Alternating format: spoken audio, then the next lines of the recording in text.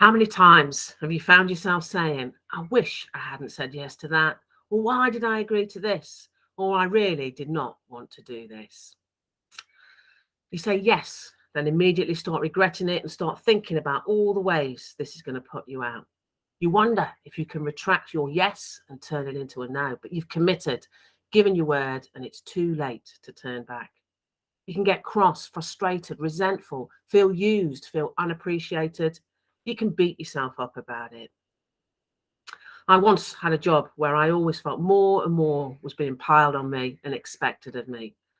I daren't say no because I was scared of the boss's reaction, as I'd seen how they'd been when other people had said no to them. My increasing workload nearly destroyed me. I had no time for me or my family, and it felt like it would never end. Despite that, I kept saying yes.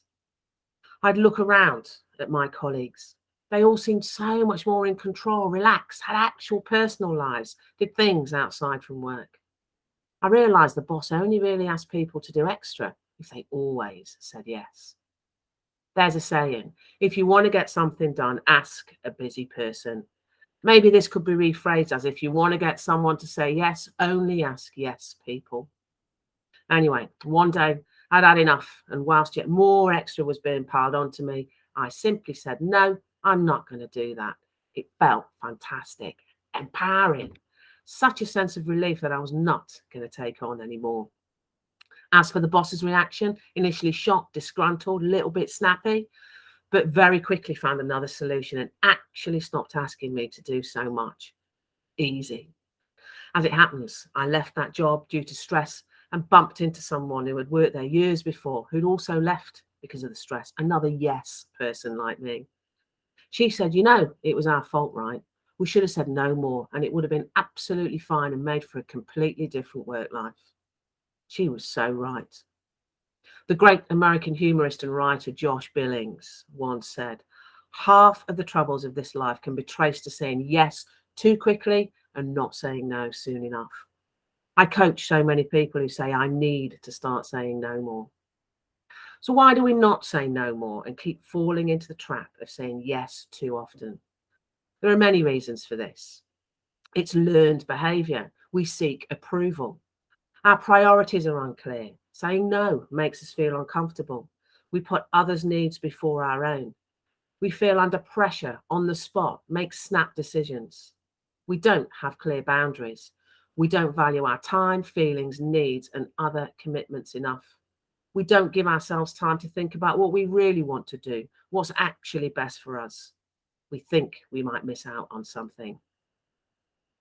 Think about what reason or reasons are behind the times when you say yes, when you actually want to say no. Listen to what you're telling yourself. Are you making excuses, trying to justify why you do this? Are there any common patterns? For example, many people, particularly women, just say they are yes people, and that's just who they are. They suffer greatly because of the many times they just agree to do things, but have this belief that this is just what they do. They find it exhausting, frustrating. Many other things suffer, but they keep saying yes, or rather never say no, and suffering the consequences because that is who they believe themselves to be. When you say yes too often, it's being unfair to yourself. You can often disregard your own feelings and needs. When you say yes to something, you're often saying no to something else. What suffers when you say yes to something? Are those things you really want to compromise or sacrifice? Think about this one. When picked apart and delved into, finding out why you say yes so much can truly be eye-opening and can revolutionize your whole approach and attitude to life.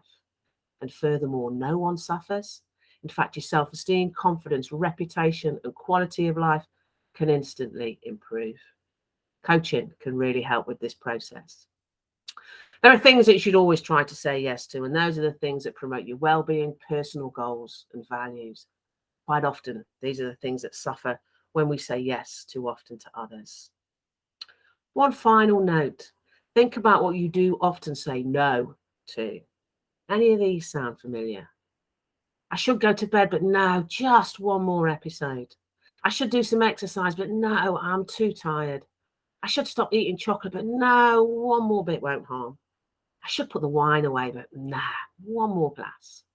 I should stop looking at my phone, but nah, a few more minutes.